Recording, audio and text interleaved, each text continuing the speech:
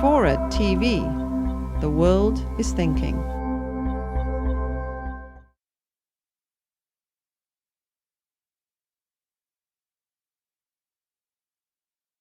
Thank you all for being here. Let me just lay out once again what we're going to do. I think Richie and I are both going to speak for 20 or 30 minutes.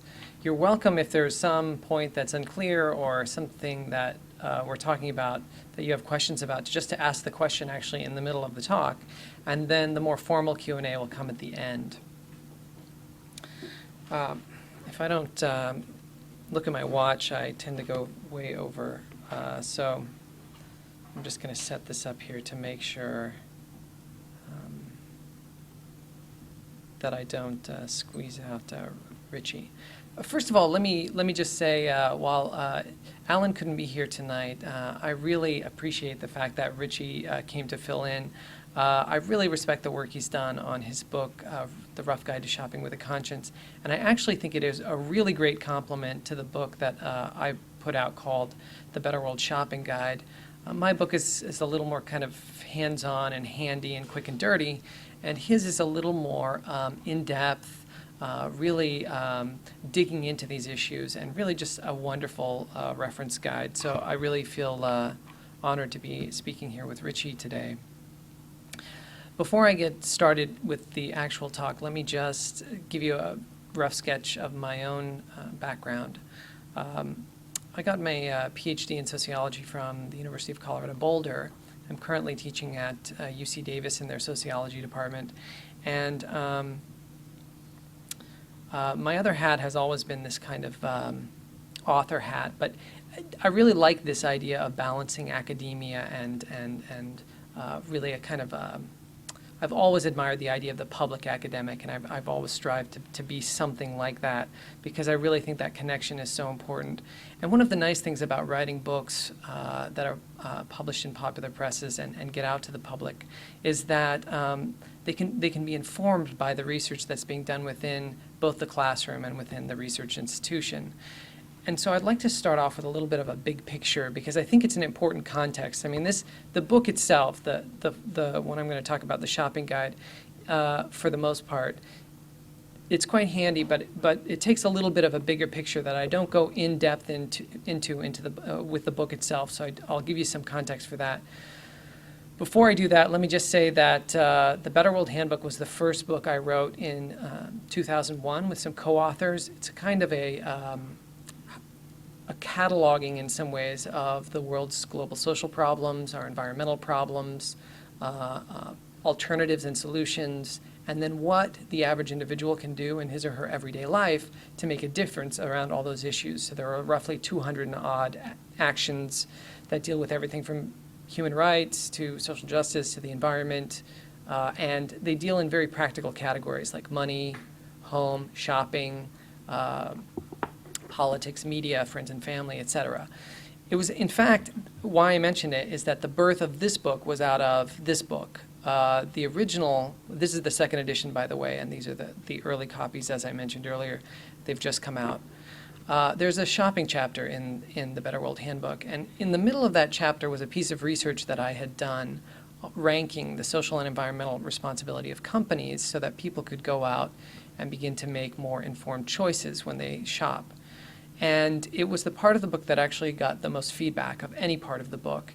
It really inspired me to take on this research. There's another event I'll talk about which also inspired me, but 5 years ago I began this research. Having said that, let me just place this in that larger context I was mentioning. In my own classes for the past number of years, I've been tracking a shift that's taking place, a kind of global shift. And I think it's really important, and in some ways we're all aware of it, and in other ways it's really flying under the media's radar. And that is a shift in global power from the more traditional realms, like, for example, the political realm, to the economic realm. I'll give you an example. You may have seen this chart. There's a chart that was put out in 2000 with United Nations data, which ranks the top 100 economic entities on the planet. And out of the top 100, it turns out that the traditional powerhouses, the traditional economic entities, nation states, only make up 48 of the top 100. The other 52 are corporations. To some extent, this is unprecedented in human history, to have these kinds of powerhouses in the world with that amount of money. And one of the basic arguments for my book is that money itself is one of the purest forms of power, that wherever money collects, you can be sure that power is being accumulated as well. And with our new global economics system, we're beginning to see these power centers, as they collect larger and larger amounts of wealth, and by the way, the trends are still going in that direction. They're not abating anytime soon. We see these players in the economic realm, these powerhouse players, beginning to, in some ways, colonize all of the other realms. So they begin to colonize the political realm, the cultural realm, the social realm, the environmental realm. And let me give you just a few examples. One of, I think, our fundamental beliefs in this country is that we believe one of the things that makes us special is our democracy. It's something we really, truly believe in, that a country is better off being a democracy than, for example, an autocracy, dictatorship, an oligarchy. This type of ruling by the people is something we respect and believe in. But our democracy obviously is not the textbook example of a democracy. And one of the, I would argue, one of the major reasons is that it is being colonized by this economic realm. So I'll give you a few recent examples. There's something like 75% of the U.S. Senate is composed of people who were millionaires before they ran. Now, millionaires make up a very small percentage of the population, even in the U.S., and 75% of them are millionaires before they run. This is problematic for a democracy. Another figure, besides, I think we're all very familiar with this idea that campaign contributions are breaking records every year, and more campaign contributions. And to accumulate this amount of money, our politicians, our representatives have to go to sources where money is more concentrated. Because you can imagine, as these campaign contributions increase, it becomes very difficult to get like $50 from you and $10 from you, and then come up with, for example, the latest figure is to be a viable presidential candidate at this point in the election. Right now, to be taken seriously, you need a campaign fund of at least $100 million. Now, that really eliminates a very large portion of the population, and it also focuses those people who are looking for the ability to collect this type of money into places and people that have incredible concentrations of wealth. Corporations are very good at concentrating wealth. Their whole purpose, in some sense, is to bring wealth to them, if we think about profit as the bottom line. And I would argue, even to a certain extent, what's happening is that capitalism itself is breaking down a bit. What I tell my students when I teach about capitalism is I have two kind of main points. First of all, my first point is that it's not going anywhere anytime soon. So as much as people may critique capitalism or have problems with it, I always say, you know what, this is what we are living in and what we will probably die in as well. So we have to be realistic about what's happening. And the second is that there are a lot of really fundamental principles of capitalism and a capitalist system that I think are very functional, but that they are being subverted with a lot of the current trends that are taking place. So for example, for capitalism to really work, you need something called competition. And competition is subverted when you have concentrations of companies, when you have mergers to create fewer and fewer companies to compete. And these power centers end up creating a situation in which there is no longer a level playing field. And when competition itself is stifled, the whole supply and demand thing stops working, because then you get fewer and fewer companies. They don't have to be as concerned with the quality of the product, and then more and more people are forced to buy them. So one example might be Microsoft products, ubiquitous at this point, usually not the highest quality in many cases, but at the same time we're forced to buy them. Another good example would be gasoline. you could say that there's competition between gas stations, but when you look at those prices, they're in pennies. And there is no real competition in the field of gasoline stations. And these types of trends actually subvert the nature of capitalism itself. There's something even more kind of dirty underneath. So, having said that, my practical approach to this problem is the following. If we wish to hang on to our democracy, we have to begin to shift from being good citizens to being what I call good citizen consumers. Because since power is shifting, and we used to have power, for example, by voting, we still do have power in voting, but even there we can see that there's also people who have power by hiring lobbyists and by giving campaign contributions, because we know that those aren't ultimately free. They expect some kind of return. So we understand that even that voice is being limited. But we do have a voice in the economic realm. And that voice is our dollars. And ultimately, just like votes, they are the lifeblood of that system. Like if you suddenly withhold all the votes, the system can't function. If you suddenly withhold or shift all the dollars, that system can't function. There's an inherent problem with that, obviously, when we talk about democracy, and that is that it's not one human being, one vote, like our political system. It is $1, one vote, which means that people with more dollars get more votes. But we can also see that that is influencing us in other ways. And by the way, I could go on and on about examples of economics colonizing these other realms, like the cultural realm, how our culture is being more and more defined by consumerism, or the realm of the family, in which we more and more we have families with both partners in the workplace struggling to make ends meet, and still, even with both of them out of the household, they still can't quite make it, and then they have to pay for childcare and so forth. And then obviously all the environmental examples, from global warming to the destruction of rainforests, et cetera. These are all basically economic imperatives in some ways that are driving these systems. You can think about it as the liquidation of various capitals into economic capital. So like Paul Hawken talks about natural capital, it's being liquidated into and transformed into economic capital, political capital being liquidated and transformed into economic capital, and so forth. Anyway, so to deal with this issue, one of the things that we have to do is shift our own roles. We have to shift our voices if we want to remain relevant, because otherwise we get basically carved out of that system.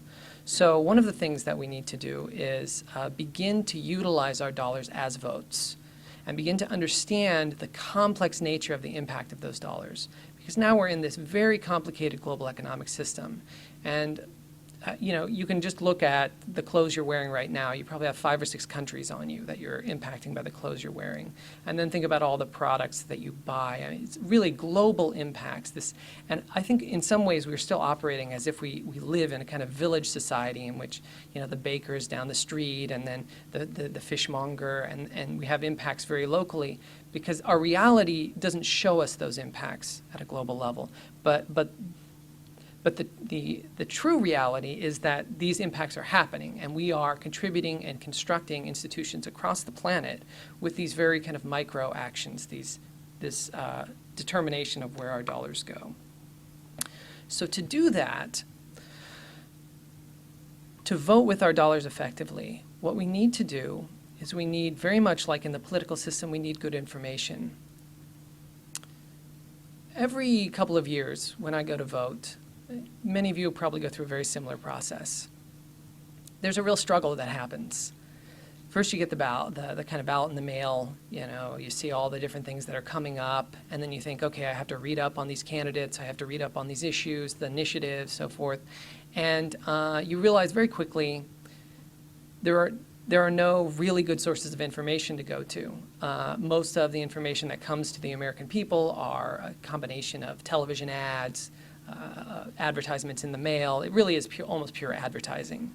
Even the debates at this point have basically become PR systems for many of the candidates to kind of show kind of a vote for me rather than a substantive debate. So we kind of cobble together this information, like nonprofit organizations we trust, or League of Women Voters, or there's that thing that comes out from the state of California, and we try to look through that and carve through some of the legalese going on there. And what we do is we try to put together a kind of picture so that when we finally vote, we're voting in a way that reflects our values for candidates that we believe might make a difference around the things that we want them to. Obviously, there's still all kinds of holes. I can never figure out who to vote to, for example, with judge appointees. It's almost impossible to find good information on that kind of stuff. But I don't think we should have to find that kind of quality information. I really feel like that should be out there. We shouldn't be dominated by advertising. We're in a very similar situation when we talk about our economic votes, our dollars. The vast majority of the information we get, again, television advertising, billboard advertising, flyers, the advertising that's on the product itself, even this really nice cover, oh, well, let's go look at that, and then reading on the back, that sounds really good. That's the majority of our information. And it's the absolute worst information you can make a decision based on, right? Because it's pure manipulation. Like the people who create advertising are creating it specifically to persuade you to manipulate your behavior into buying whatever product it is. Very similar with crossover in the political world. So we need to be able to cut through this and get to the good information. Now, in part, it came out of my own frustration. In part, it's because I know of all the other research efforts that were out there at the time. But what I wanted to do is I wanted to try to put together the most complete picture possible, including the most reliable data that I could get a hold of as a consumer, to understand really corporate and business behavior around 5 kind of major issue categories: the environment, human rights, animal protection, community involvement or community development, and social justice issues. And we can break those down further later if you like. But I really wanted to know, what are the impacts of these companies across the board? And so what I ended up doing was digging up roughly 25 sources of information, both in the government sector, including the Environmental Protection Agency and so forth, the private sector, including magazines like Business Ethics or the FTSE for Good index that comes out of the Europe and the UK and so forth, and also, in large part, the nonprofit sector. There are a lot of groups out there that are tracking single issues like Human Rights Campaign or the Sierra Club or Greenpeace, or some of them will track multiple issues like Co-op America or well, there's a whole litany of these organizations. What I wanted to do, in a sense, was take all of their data and put it into one place. So what I did was construct a giant database of basically 1,000 companies.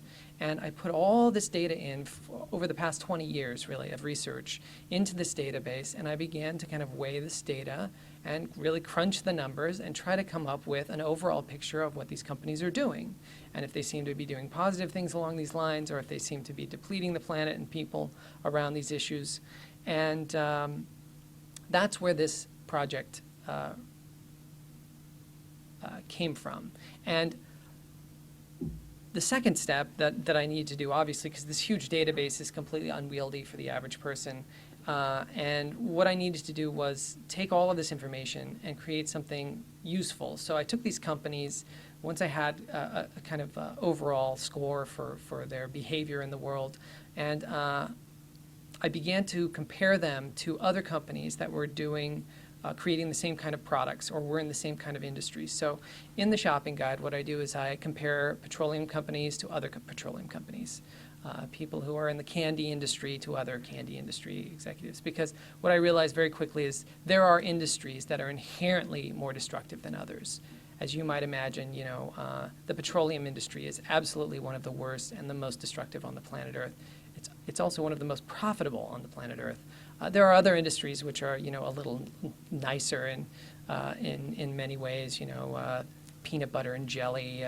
They tend to be, pretty decent industries, and there are people doing good work in there.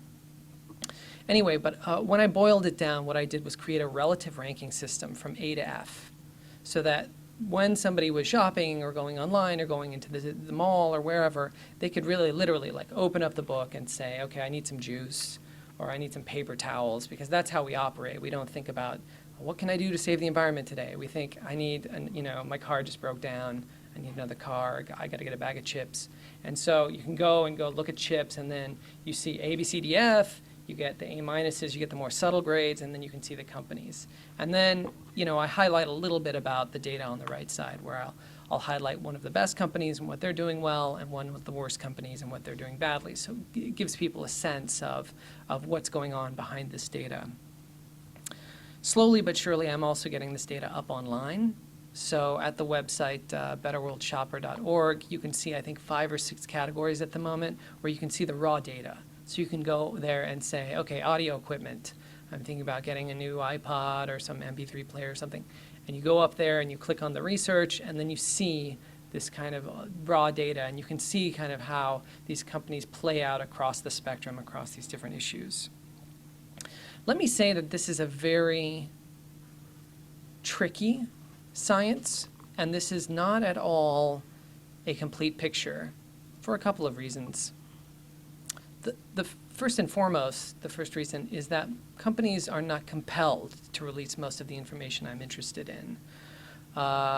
We don't compel them. We have actually very lax legislation around these issues, and therefore what I was able to cobble together was the most complete picture. I have many pieces of the puzzle, but by no means all pieces of the puzzle.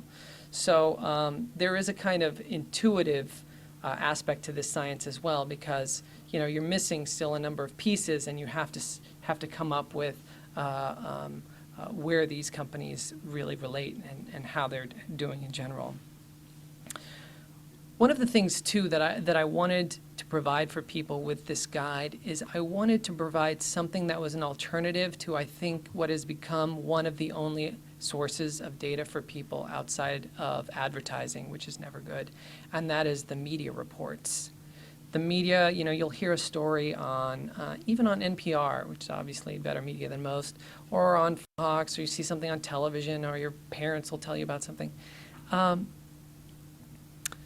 The media is also not a kind of unbiased player in this system. It's also being colonized, we can go into detail around that, but by economic imperatives. The news needs to be flashier, it needs to be a little more negative, it needs to be, because it's competing with fantasy programming and so forth. I teach a course on media where I talk about a lot of this. But the bottom line is, when you hear a bad story or a good story, so for example, Walmart recently has had some good stories come out. Well, Walmart's adopting organic. Well, that's a good story. And then, it's adopting compact fluorescent. Well, that's wonderful, right? And I think it's confusing for people, because I think the stories before that were bad stories. So they thought, well, I'm never going to Walmart. That's a terrible company. And now they get this, but the organic and this other stuff. Now they're confused. They're thinking, well, is it a good company? Is it a bad? Is it in the middle? They don't know. Right? Why would they know? And then if somebody asks you, what kind of data do you have to present them? Well, I wanted that data. And I can tell you right now that Walmart has a long way to go to being a good company. Some of you may have sensed that. But these media stories, as much as I applaud them carrying organic, and I applaud them carrying compact fluorescent, they have a lot to make up for. That's the other reason that I wanted to research 20 years worth of data, is I really wanted to develop a picture of the corporate culture over time that would be somewhat stable, so that if suddenly a company over here does something wonderful, or they screw up and do something terrible, that's just not going to make their rating go up and down, and you should shop and then you stop shopping. I really wanted to get a sense of what kind of company is this? What is its track record? What does it need to be held accountable for? So one of the things that's nice about the guide is, in its current form, the rankings are such that if there is a media story that cracks tomorrow about something good or bad for one of these companies that are ranked, realistically, it probably will not shift the rankings that much. It may go up or down, half a grade, or, if it was really radical, maybe a full grade, but ultimately it just will not affect this data, because the data is accumulated from year to year over the past 20. A couple of things that I want to point out with a guide like this. I want us to avoid in this process, I want us to avoid something I think is very important. It's not about being pure or creating a perfect world or being right all the time. It really is that we are in a system right now that has all kinds of problems and, for the most part, has some very problematic impacts across the globe. And sometimes we have choices, and sometimes our choices are limited. So my recommendation to people when they use the guide is try as much as possible to avoid the F companies whenever you can. If you can't avoid them sometimes, then you can't. If you can buy as many of the A companies, buy as many as you can find. But all of us have to deal with, our personal budgets, our personal tastes, our particular lifestyle, our families. All of these things come into play, and it's important that we don't become this kind of regimented discipline of I can only buy from the A companies and I'm going to boycott all the F companies, et cetera. It's going to be a much more subtle equation than that. Each of us is going to bring something a little bit different. And we shouldn't be either feeling guilty or looking down upon people or ourselves when we just can't afford to pay 7 times as much for the organic asparagus because it's out of season. It really is about making those very rational decisions and making, in the long term, this kind of research is only sustainable if we are able to integrate them sustainably in our own lives. And we can do better from year to year. Let me just wrap up by mentioning a couple of things. First of all, my goal is ultimately to work myself out of a job. I don't think people should carry the book around in the long term. In the short term, I think it's great. In the long term, I'm trying to get a system set up so that they don't have to do that. So you might have seen the little wallet card here for gas stations that you can put in your wallet or stick up on the visor in your car. I've also created a version that goes on iPods so that, if I can get it up, you can kind of see it goes A through F, and then what you do is you're in the store and you just kind of run your finger down and it goes through all the categories, and that's downloadable for a few bucks online at that same website. So that's for people who are those people that are married to their iPods, and so they're just naturally bringing them everywhere, and they're not going to bring a book somewhere. That's kind of nice for them. Currently, I'm developing a version for cell phones, for people that bring cell phones everywhere, and I'm also working with a local co-op to have the grades placed in a label form next to prices, so that when you look at a product, you can look down, see the price, and then see its grade right next to it, as a kind of pilot program to see if people would be interested to having the grades right on the shelves, because that would be ultimately the most convenient. Now, it's probably not the most practical in the long term, considering all of the obstacles that are going to show up. But at least for food co-ops and so forth, there might be a very interested audience, maybe even natural food stores, in understanding the overall impacts of their purchase outside of just what the product says. Having said all this, let me just say that I really appreciate being able to speak here at Cody's. And the more that I've done this research, the more I realize it's so important to understand how intricately connected our dollars are to creating things in the world. It reminds me when these fund drives happen on public radio and they're always coming on and saying, you got to be a member, you got to send us money, it's all about you. It really is about your patronage and your economic participation and where you send those dollars. So when you bring the dollars to Cody's, that helps Cody's exist and maintain. And when you send those dollars off to, Borders or Amazon, that helps those entities maintain themselves. So those are choices that we have to think about beyond just, a convenience aspect or whether or not it's sunny outside. Anyway, I will leave it at that, and I'm going to turn it over to Richie, and then we're going to do a little Q&A at the end as well. Thank you.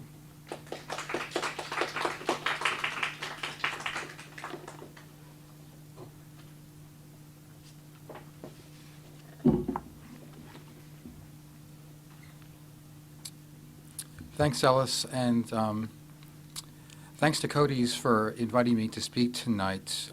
Actually, it wasn't planned that I was to be here. The other author who was supposed to share the stage with Ellis couldn't be here, and I'm grateful that Ellis and Cody's asked me along. But I also do think that, as Ellis said, the books complement each other very well. I don't know if you know, Ellis, there's a sidebar in my book on this device this fellow has kind of invented. It's like a scanner that you can actually bring to stores. His hope is that you'll actually be able to like pass it over a barcode, and maybe on a view screen or something, you can get instant information on its ethical properties, you know, if it's cool or not cool, by social justice standards and environmental standards and so forth. We don't have a really sophisticated gadget like that that's useful right now. And even if it was, it's quite clunky to bring around. I mean, just imagine it's really as big as the devices that are used at the checkout counters to scan products.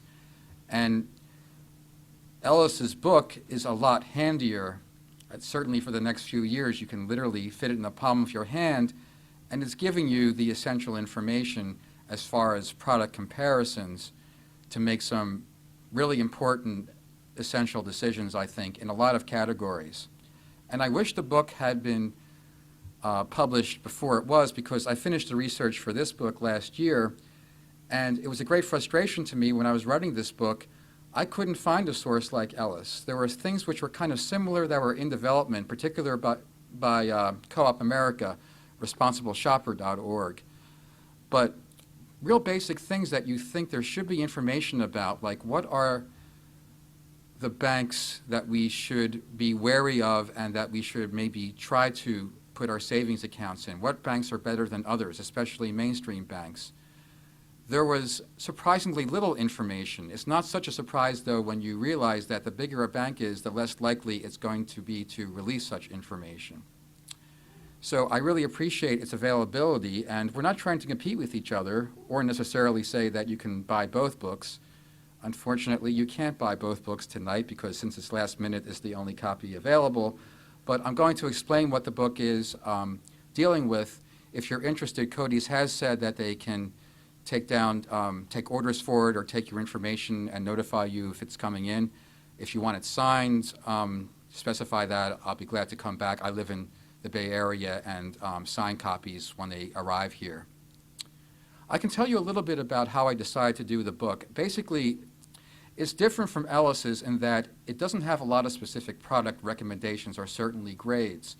It has a lot of websites and resources that you can be referred to find such information, but really the bulk of it is devoted to examining the issues behind all of the decisions that we're making when we buy food, certainly, and drink, but also clothing, cosmetics, energy products, transportation, household products, and also when we travel. Those are the basic categories. There are quite a few others in there. There's even a section on toys. But much of the discussion in the book is about the many factors that play into the decisions that we make that have been shaped by the geopolitical forces of the last few decades, I think, and how these decisions aren't very simple. Now, how I came to do the book, because I don't want to come off like an expert saying, I've discovered this and this is what I recommend, because it's really not that simple. I've written for the rough guys before. I've written a travel book. That's usually what they do. Most of what their line is travel books, alternative travel books. I wrote The Rough Guide to Seattle, and they're a British company, although they have an American office in New York. I also wrote a music reference book for them. They knew I was interested in these issues, though, because I had an idea which they rejected. I won't embarrass them by saying what it is, but basically they said, that's interesting, but we can't do that. But it was about very broadly green politics. They had published in the UK a guide. It's actually called The Guide to Ethical Shopping. It's the same concept. It was fairly successful for a book of its sort there. It came out in 2004. And they approached me and said, we know you're interested in these issues. Do you want to do a similar book for the United States. That's why I'm the co-author of the book, actually. The other author, Duncan Clark, is British. He wrote the entire British edition. He's based in London. He's not here tonight. And when this idea was proposed to me, it was November 2004. Because we're in the San Francisco area, which voted more than 80% not Republican, I think it's safe to say that most people in this audience, if not all, found that a very depressing month because there was a lot of hope that maybe there would be a new administration, and it really came crashing down that week when we realized we had 4 more years. We have 2 more to go, believe it or not. And a lot of us, I think, I certainly felt kind of disempowered, like we put all this effort into this campaign, not just on a national level, but on local and state levels. And it seems like maybe we're even worse off. What's kind of the use of being involved electorally or even on a more broader political activism level? In reading the British edition of the book, I felt like we have a great deal of power in an arena that maybe isn't the first arena of our choosing to be socially progressive, but as consumers, as shoppers, we have a very strong vote that cannot be contained by any political system or regulation. And it's, for better or worse, just like Ellis said, capitalism isn't going away anytime soon. It's the most powerful vote, perhaps, that we have right now. It's the vote that corporations and politicians listen to more than any other. If we don't buy a product and it goes out of favor, they will stop manufacturing it. They have a fiduciary duty to their stockholders to do so. So in reading Duncan's original book, I was very encouraged, and I felt this is something I can do as a shopper, but also as a writer. This will be very interesting to do and to spread information about these ideas out there. Most of my books have actually been about music history, so it was a very refreshing change, actually.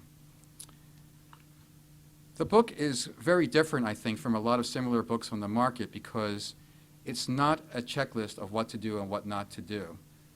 It's not saying these are the right positions and those are the wrong, because the issues are too complex. There are too many shades of gray. And I'll give you some examples that really struck me when I first started doing research for the book. The Center for Fair and Alternative Trade Studies has published a report that 76 to 86% of customers are willing to pay more for items made under good working conditions. The Travel Industry Association of America, very mainstream organization, says that 58.5 million Americans would pay more to use environmentally conscious travel companies. ABC did a poll a few years ago about whether Americans wanted GE foods labeled, that's genetically engineered foods, or foods that use genetically modified ingredients. More than 90% said yes. They said, this is ABC, it's not NPR or KPFA. They said that such near unanimity in the public opinion poll is rare. So these are all indications that this isn't really a partisan issue. I think the majority of people living in the United States really care about these issues and want a way to exercise their power to affect social change by the choices they make, by what they buy. But when I went further into my research, I was finding very puzzling dichotomies. I couldn't believe these same things existed within the same country. I'll give you just a few examples. 1 out of every $9 under professional management in the United States is tied to socially responsible investing. Do we all know what that is? Don't feel embarrassed if you don't, and I'll just say it in case you are too embarrassed. It's putting your money with mutual funds or banks that avoid environmentally destructive corporations or corporations that, say, source from sweatshops, and investing proactively in companies that invest in green technology and companies that have fair labor practices. There are a lot of other criteria, but those are probably the most common ones. That's $2 trillion. That's about the gross domestic product of Canada, Italy, and Mexico combined. And when you consider that there was only one such fund in the United States in 1971, Pax World Fund, the first one founded. That's enormous progress. But at the same time, the mortgage industry in the United States is $2.5 trillion in loans a year. Now, I'm going to ask a question. How many companies do you think in the United States specialize in, quote, green mortgages, where some of your money will go toward socially beneficial causes, good social causes? How many companies in the United States do you think there are? No guesses? One. Luckily, it's right here in the Bay Area. It's in San Rafael. There are actually 3 listed in Co-op America's National Green pages. 2 of them don't even have websites, so I don't think they're taking the whole thing very seriously. It's detailed in the book, but that's a good question. It's called mortgagegreen.com, which is obviously their URL too. Apparently he's doing good business, and if you go to the Green Festival, I see you smiling. Do you work for greenmortgage.com? Okay. If you go to the Green Festival, which happens here in San Francisco every year, the fellow who runs it, I know him, his name is Tom McRondio. He always has a table there. He's always glad to talk to you. As another example,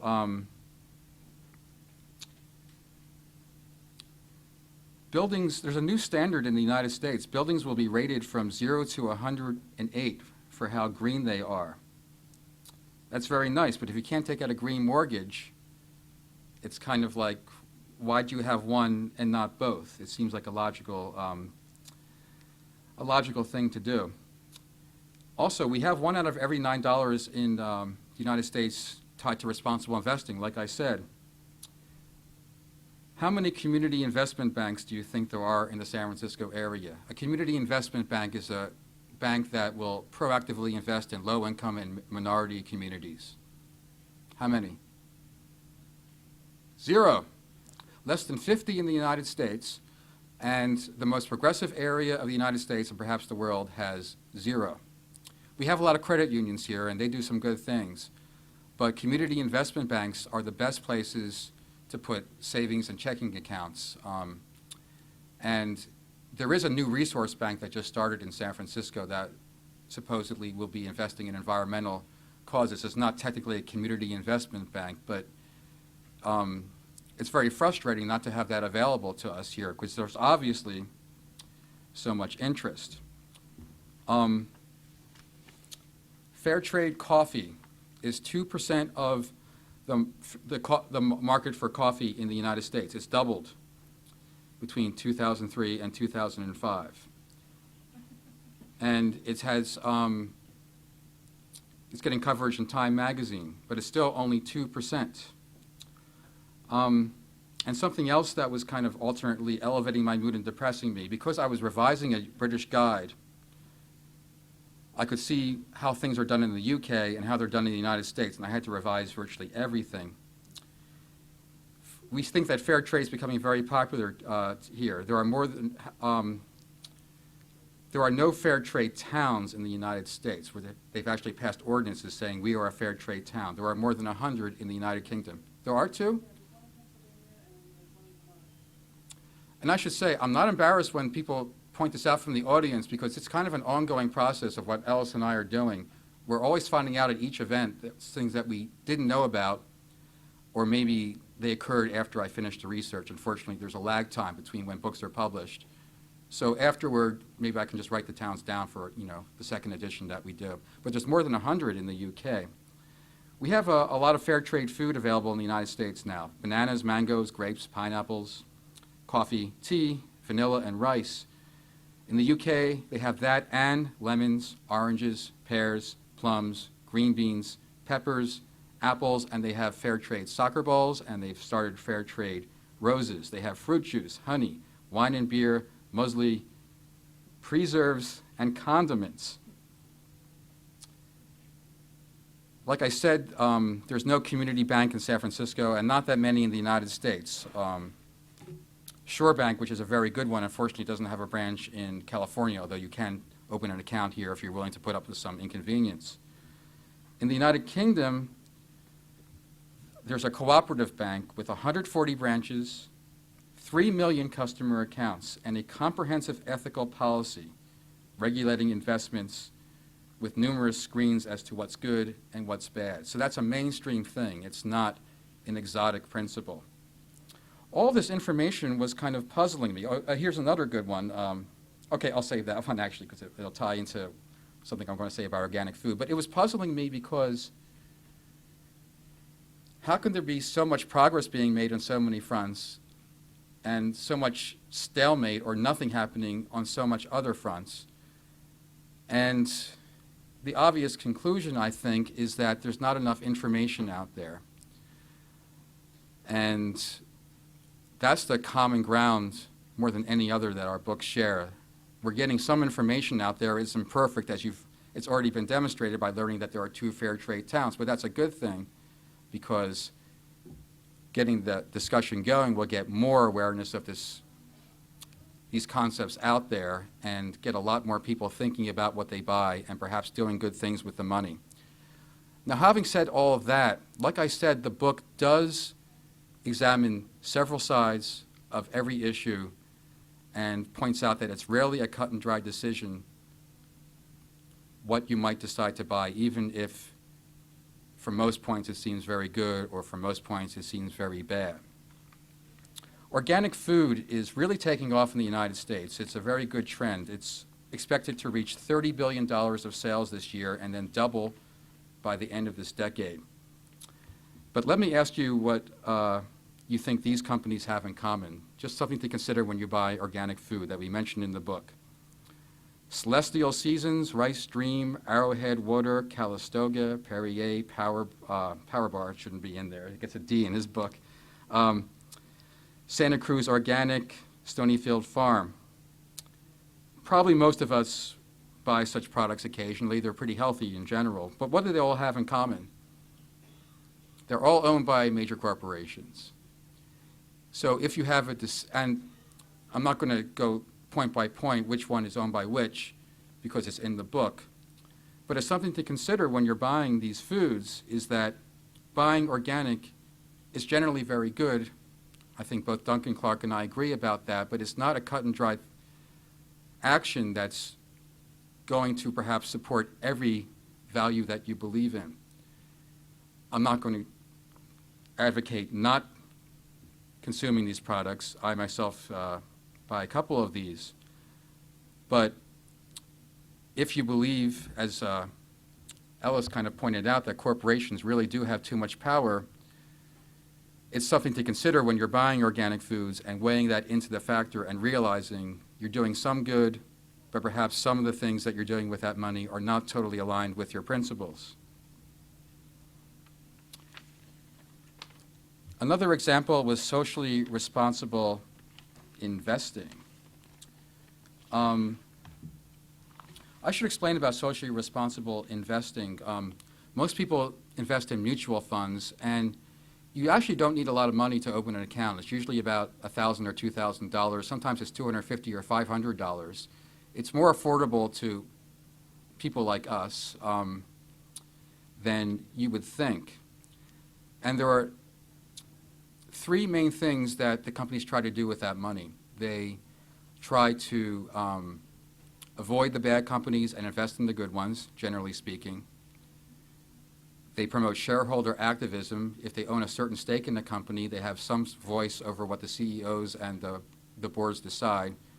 And there's a growing movement to put some of the money in community investment banks. Paul Hawken of the Natural Capital Institute, I believe that's the name of the organization, well-known environmentalist, did a study comparing the top 30 holdings in socially responsible investment funds to the top 30 holdings in the companies that score the highest on the Dow Industrial Average. And a lot of the companies showed up on both lists. That was one of the most surprising things I learned in the book. In other words, so the top 30 socially responsible investment companies have some holdings in Microsoft, SBC, General Electric, SBC, and what I think Ellis and I agree are the two worst companies going right now, ExxonMobil and Walmart. What Paul Hawken was trying to point out is that even though socially responsible investment is generally a good thing, don't be under an illusion that when you invest in certain companies, all of that money is going to windmills or to cooperatives overseas. Some of it probably is, but there's a lot more overlap between them than they realize, because these are big companies, even the socially responsible investment companies. They have a duty to the investors to try and make money, and sometimes if they don't have screens in place for certain things, they feel that ExxonMobil or Walmart will make the cut.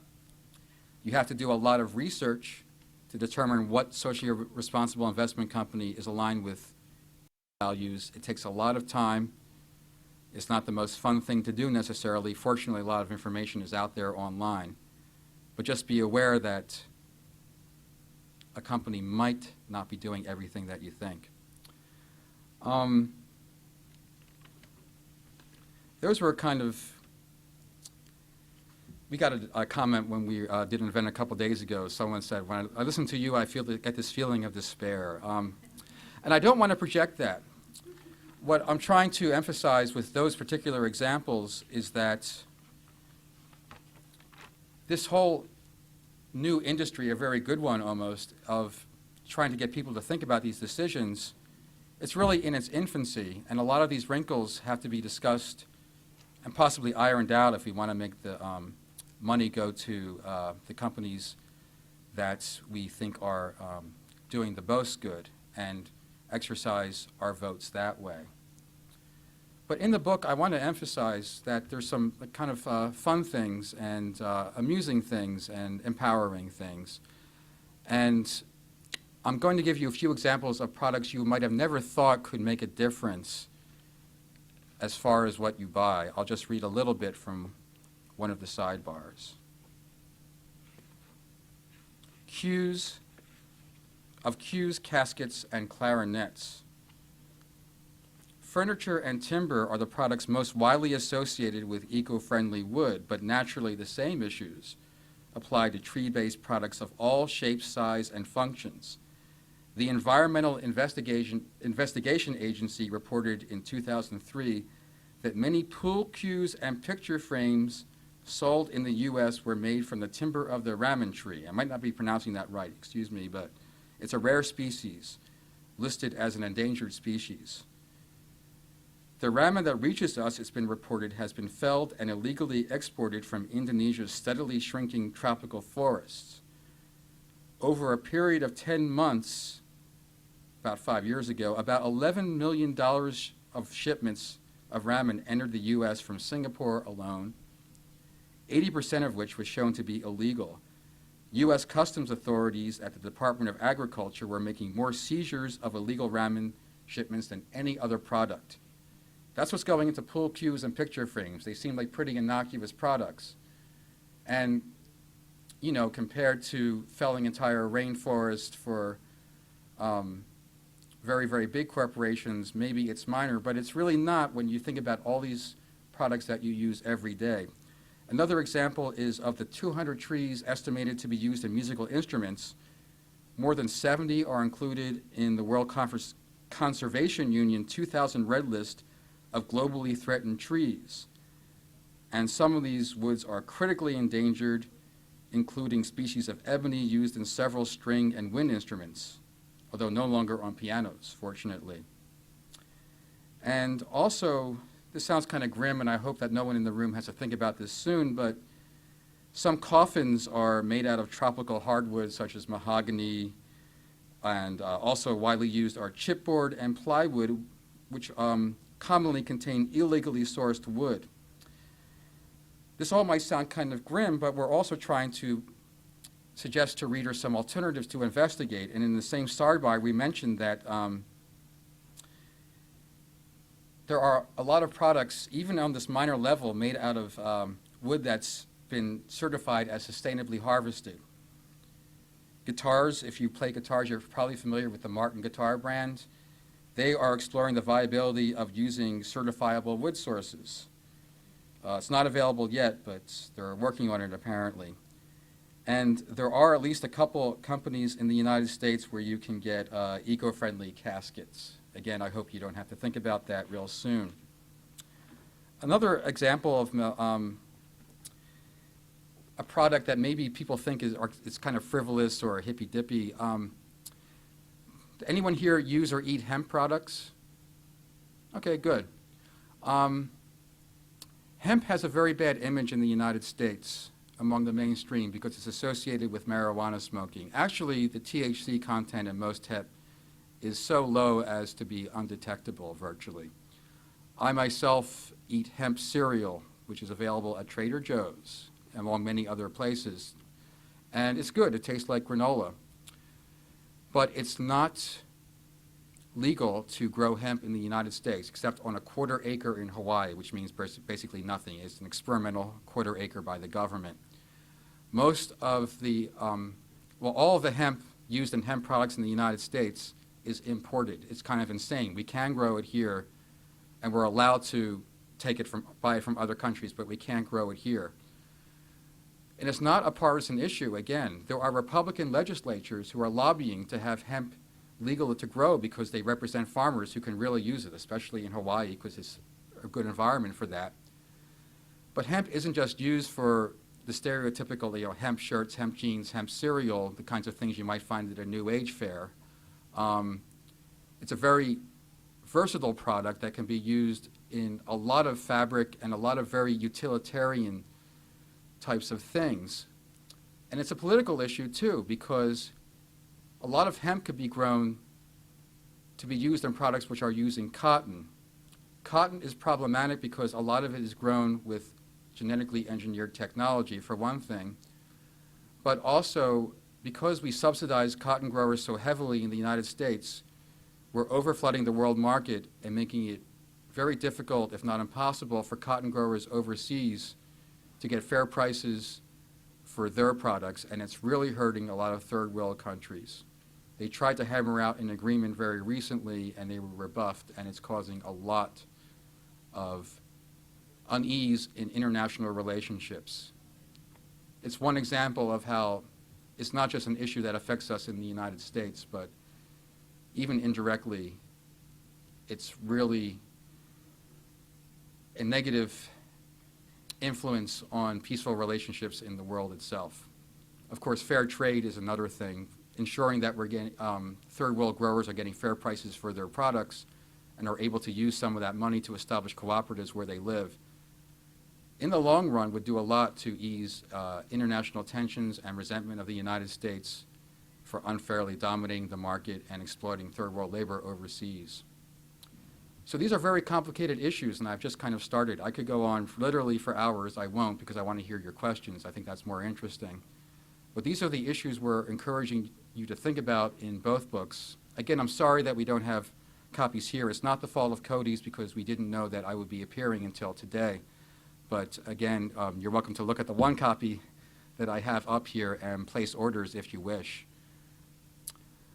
I think we should take some questions from the audience now, if you have some, and one or both of us will answer them. Yes? I'm often wondering, would you please speak to the issue of fair trade products versus buying locally? Oh, sure. That isn't.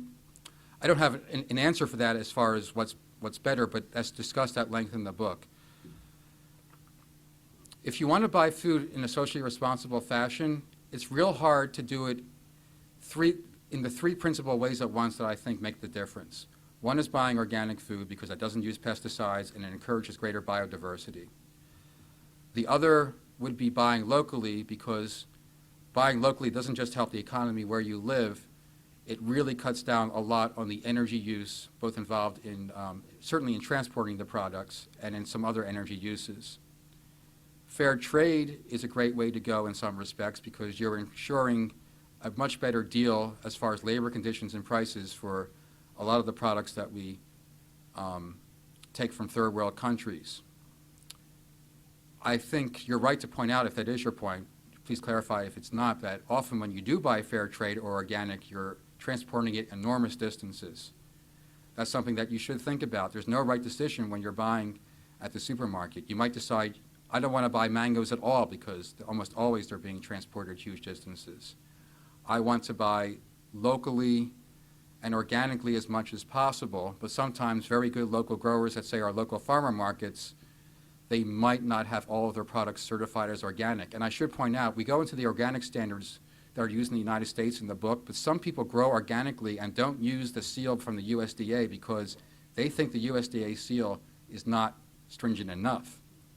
And they're not all these really tiny companies. Knoll Farms is one of them, and they supply to Chez Panisse and some other places. They're very prominent in their field. So I don't have advice as to which way to go. I would just say, you know, trying to get 2 out of the 3 is a great way to go when you're trying to buy food and make a difference.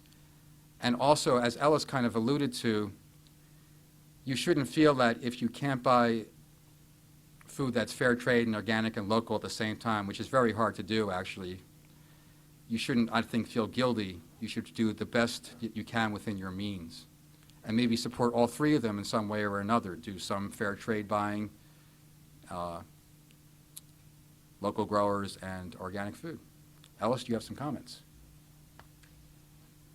Yeah, this is, just very briefly, this is something that often comes up with the rankings as well. People see like an A company and then realize, well, but it's coming a long distance or it's not supporting something else. And I would say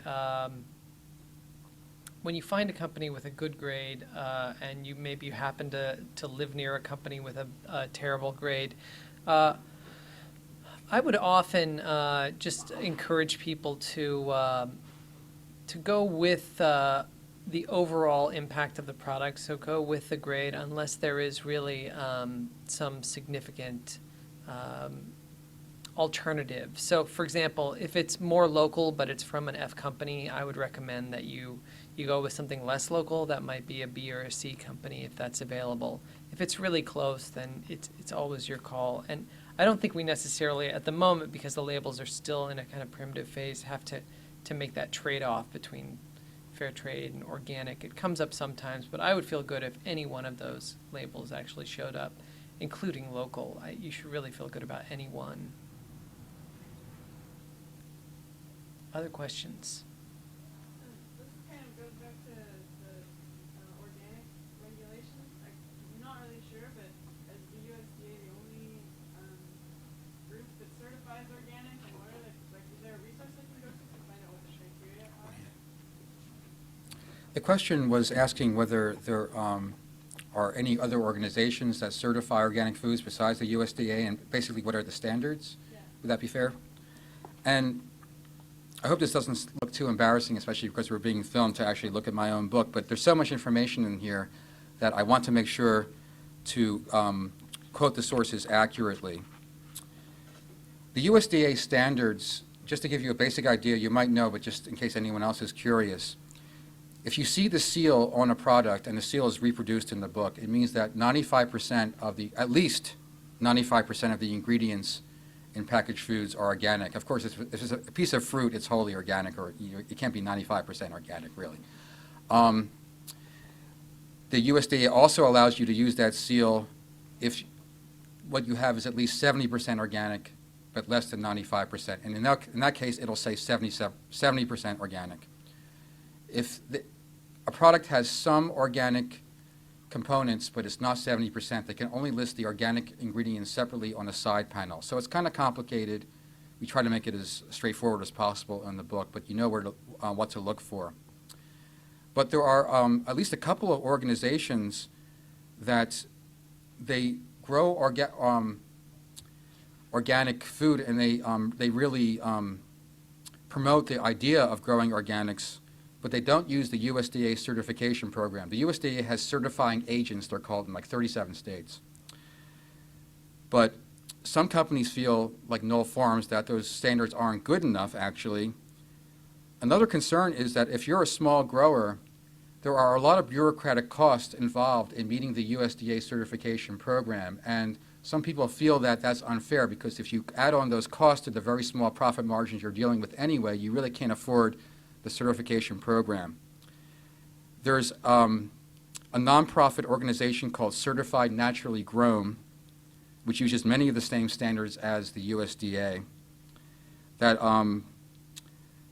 operates in most of the 50 states, although it's more common in the East Coast because it's based in New York State. And there's another organization called Food Alliance, which has somewhat different standards, but generally, again, similar to what you would want in organic food. And there are more than 200 producers in 16 states.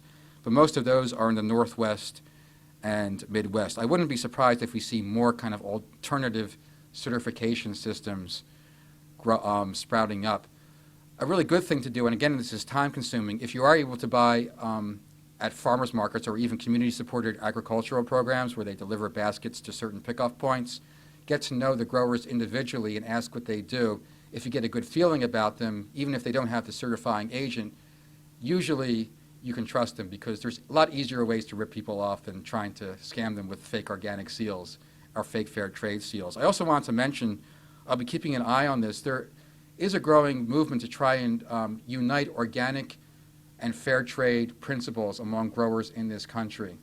It's just starting off, but that would be an interesting idea. Of course, it's not that simple because a lot of people would contend if you manufacture a lot of fair trade products in this country, you're taking away a lot of business from the third world countries who are really needed, who have much worse standards of living than even the poor farmers here. So it's not a cut and dry decision again, but I'd be interested in seeing a lot more products that are simultaneously organic and fair trade. I'll just add one last thing. I think here in California we have an organization called something like the California Association of Family Farms. Might be a little bit different. And they're working on a certification. There are a number of family farm organizations out there that have a little kind of tiny label. And they're trying to deal with this issue of organic that was brought up earlier, which is what do you do if it's organic, but it's a huge company or corporation that's basically just barely meeting the USDA standard, but really in some ways subverting that standard at the same time through loopholes and so forth. And I think once we see those kinds of labels becoming more common, it'll be a lot easier to get that kind of combination of organic, independent, and integrity together. Other questions?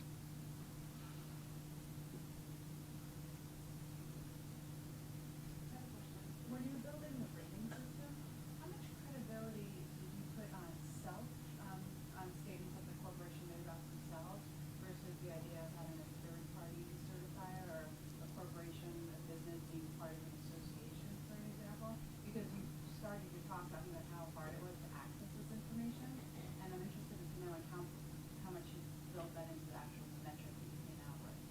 It's a good question. So the question was how much of the information includes like self-reporting from companies and how much is kind of secondary certification, et cetera.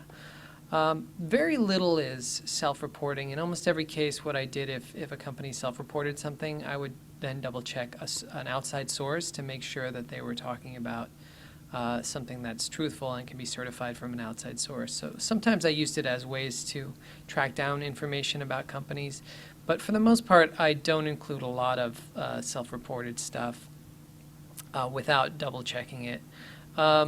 Most of the information is includes kind of third-party certifications, so like fair trade or organic, or there's companies out there that do, particularly in the chocolate industry, slave-free chocolate certifications and so forth.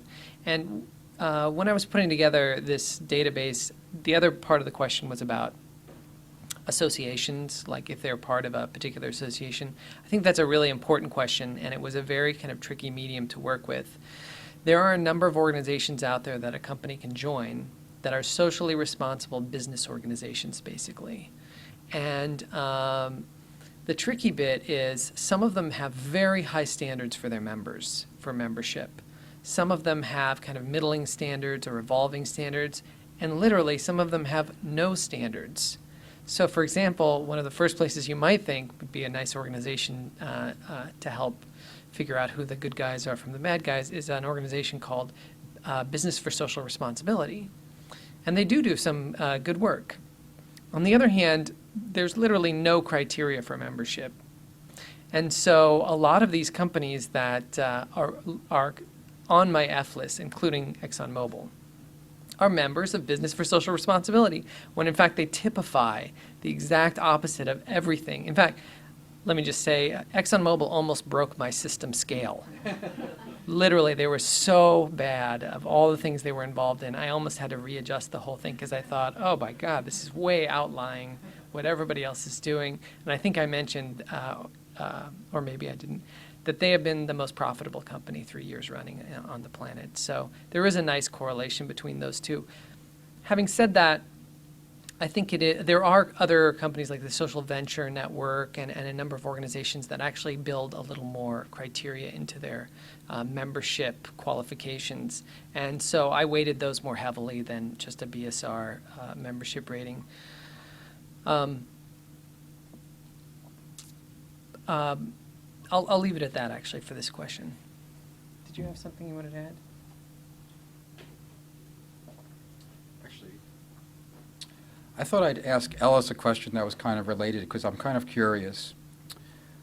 When you're researching certainly individual companies, but even just generally, how easy it is to find information about certain companies. I think a good sign is always if they have a corporate social responsibility report, but also if there's what is called transparency, where there are a lot of public documents and indications of their policies and concrete evidence to back up what they're assuming. And just so, again, you don't get too depressed, we've kind of bashed on Exxon and Walmart. One example of a company that we both agreed lived up to almost every criteria that we could find of a good company is Seventh Generation, which manufactures a lot of cleaning products. And one indication for me that they were one of the good guys is that on their own webpage, they don't bury their corporate social responsibility report, so you have to go to the site map or you have to go through 15 pages. It's like unavoidable right on the homepage. It's like they want you to see it. Doesn't necessarily mean everything in there is 100% correct, but I think it's a good indication.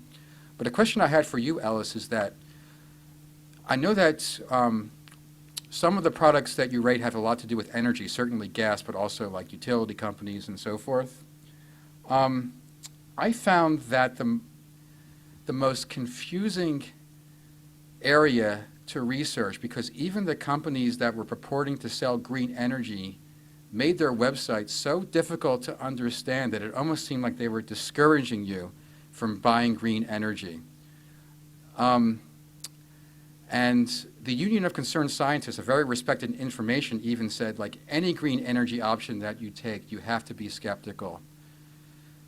Does that surprise you, or did you also find that it was like harder to get information about not just comparing the policies, but what you can do to use good green utilities or buy green energy somehow? One of the hardest things that you can, decisions that you can make as far as finding information and actually doing it? It's an excellent question. There were actually a number of categories that didn't end up in the shopping guide, and in large part because I could not find good data on them, which means that I'm basically hanging out all the consumers to dry on those categories.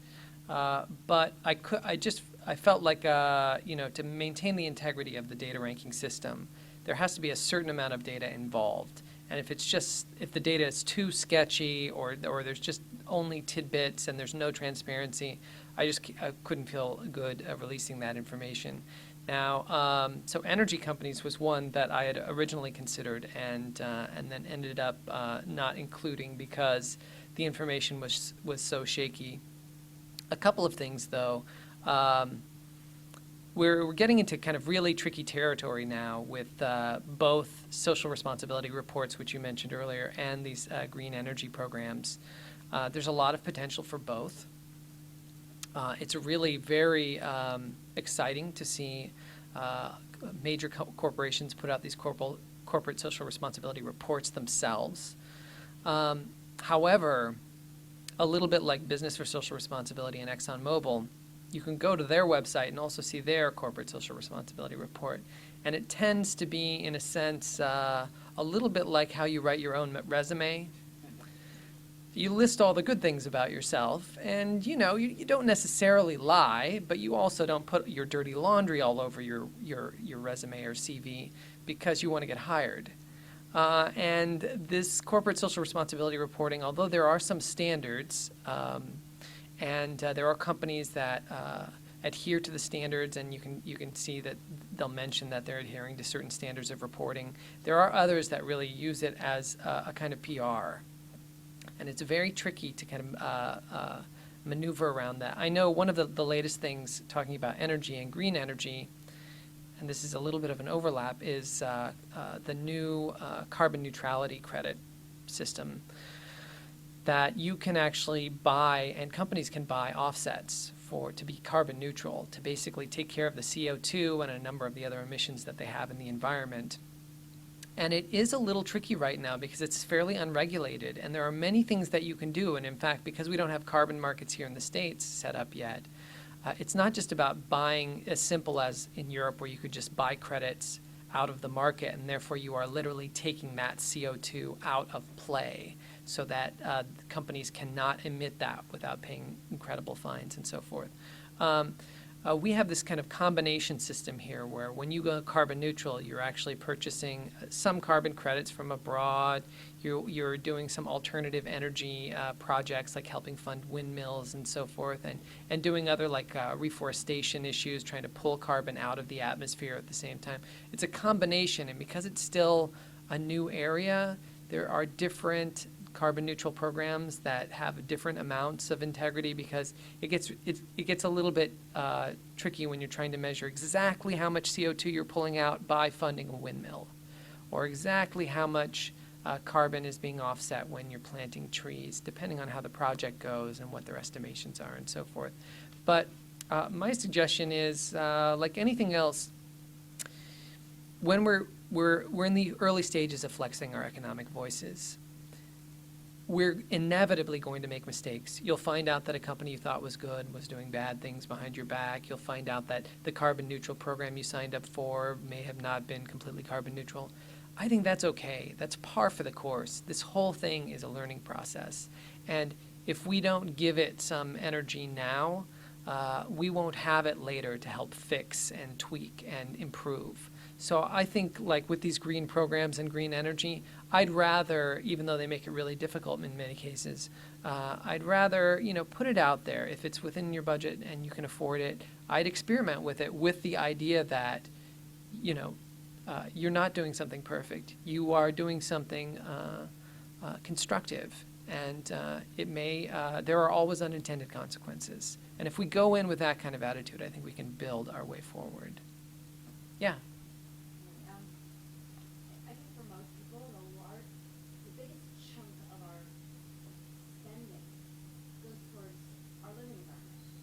And if we are not fortunate enough to have enough money to actually be able to go to mortgagerating.com. I can't either. So Right, if you're paying rent, and that's such a huge part of our expenditure, and probably the largest single stamp that any of us can make, in trying to make a difference where our, dollars count. Paying rent is not, it's not like you can really choose where the money is going. From the landlord, from the owner, whatever. Can you speak to any issues that you came up with, or research that you sort of uncovered, in ways that we can be more socially aware or responsible when we're just letting the rent check? Yeah. It's a great question about paying rent checks every month and having that be a huge expenditure, and trying to make a difference around that particular piece of cash. It would be wonderful if we had options in that area, because think about how powerful that would be to pay, $1,000 a month or $2,000 or however much you pay in rent to something that was really trying to be sustainable and really helping support people in the world and so forth.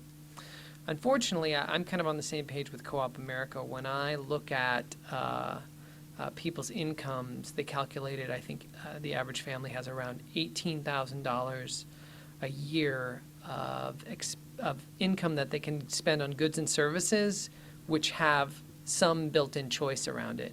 And they exclude stuff like rent, because there's literally, at the moment, there's very little choice in that arena. But it brings me, I think, to another point, which is important. Just like voting is probably an important step, but it's also just a first step about being a good citizen in this country. Voting with your dollars is also just a first step. Very similar again. To really be a good citizen, what you should be doing is contacting your representatives, talking to them about some of these issues that are coming up for you, even phone calls or letters or what have you, emails. And then hopefully even organizing your own votes into some kind of a block with even local blocks or political party blocks or what have you, however you want to organize it. That kind of brings more weight. Very similar in the economic realm. If you really want some movement around this, you have to go beyond, particularly in those areas that there isn't much choice, beyond just the dollar. So, for example, while in my current apartment complex, I don't really have a lot of options with the rent, I'm happy to go up to the apartment manager types and encourage them to improve their recycling facilities because they're not quite as functional as they could be, to encourage them to think twice before, removing all the trees in the local area because they're worried about, covering themselves versus lawsuits if a tree were to fall over in a windstorm. Those types of issues, I can actually talk with these people. They're a little bit like local representatives in that case and influence them in that way. And at the moment, that's what we have. And what we need is a little bit like the green mortgage. We need some people to begin options to say, and I know there are communities out there that you can buy into. I think they're fairly expensive at this point, but they talk about, zero energy communities, or even in the housing market, there are houses that are going up in certain parts of the country where, the house is almost as efficient as technologically possible and how it's set up. And there's a whole green building movement. So when you are actually able to have some choice around those things that you look for those. And this is one of those areas where at the moment we don't have a lot of choice. So any other questions? Yeah. I really don't have a question, but just another question comment. I sent me an email today that if you calculate if you consider the nickel battery that's used in a Prius, if the source of it is so toxic that you would be better to drive a Hummer. They had this whole long article that broke it down and why it would be more ecological to actually drive a Hummer because of this nickel battery. So it was like a dead zone in Ontario. Right. I don't know whether it's just propaganda from some conservative. Right.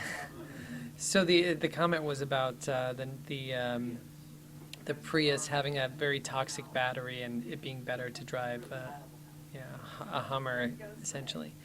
It's this is also important, and I think it gets back to the comment that I was making earlier about both unintended consequences, but how we're going to make mistakes, and it's not going to be about purity. It's going to be about, for a while, a series of translating good intentions into practical actions. And if we are always concerned with the outcome and never as concerned with the process, we can always